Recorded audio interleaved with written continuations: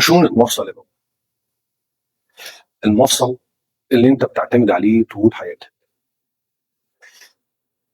المفصل اللي هو معامل الاستهلاك واحدة من الحاجات اللي بيزود خشونة المفاصل خصوصا مفصل الركبة. في عوامل تانية كتير منها جينات. طبعا الجينات دي نتحكم فيها، مش هنعرف نتحكم فيها، لكن في حاجات اسمها لايف ستايل. اللي هي ايه؟ اللي هي ان انت في حاجات ممكن تتحكم فيها، في حاجات سهلة ممكن تتحكم فيها كويس والنتيجة هتبقى كويسة في المستقبل. أول حاجة السمنة، إن أنت تحاول تقلل من وزنك. طب إيه أهمية الوزن في مفصل الركبة بالذات؟ لو أنت عرفت إن كل كيلو في وزنك يساوي من 3 ل 5 كيلو على المفصل ده. إزاي؟ وأنت ماشي دايما الخبطة بتاعتك في الأرض، لو هنمشي بالقانون ان كل فعل رد فعل مساوي له في المقدار ومضاد له في الاتجاه، فانت المفروض الخبطه بتاعت كعبك بتساوي وزنك. لكن لقوا الموضوع مختلف في المفصل ده بالذات، لقوا ان العضلات نفسها بتنقبض انقباض شديد عشان تحافظ على العظم في مكانه. لقوا ان الانقباض الشديد ده بيرفع الوزن بتاعك من 3 ل 5 كيلو. طيب يبقى انا عشان ما يجيليش خشونه في المستقبل، وانا عشان لو جالي خشونه ما تزيدش في المستقبل، اعمل ايه؟ لازم انزل وزن. يعني كل ما تنزل كيلو في وزنك يساوي 5 كيلو على المفصل. يعني مثلا لو انت خسرت 3 كيلو كانك خسرت 15 كيلو، ولو انت خسرت 5 كيلو كانك خسرت 25 كيلو.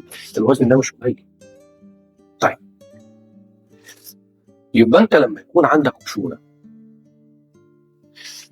اول حاجه لازم تعملها مش تروح تقوي عضلات الفخذ بتاعتك، لا، لان قوه العضلات دي هيزود الحمل على المفصل. اول حاجه تعملها تنزل وزنك، تروح تعملها تنزل وزنك.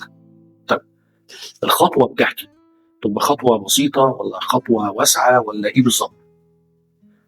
لو كل ما كنت بطيء في الحركه بتاعتك كل ما وقوفك على المفصل ده بيطول فالحمل بيزيد.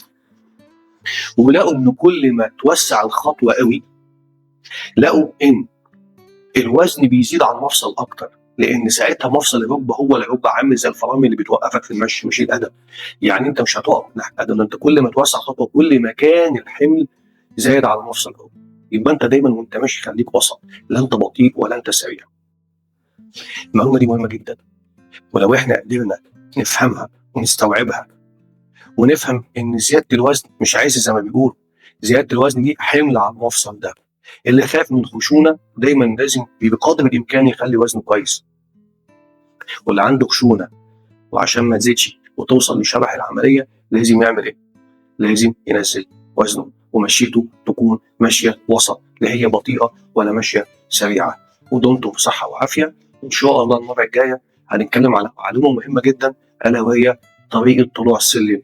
هو في طريقه طلوع سلم؟ تخيل انت لما تفهم ان انت بتطلع السلم طول حياتك غلط، والغلط ده برضه من الحاجات اللي بتزود الحمل على مفصل الركبه، وتكون النتيجه زياده في معدل خشونه مفصل الركبه، واللي احنا ده مش عايزينه. ودمتم في صحه وعافيه.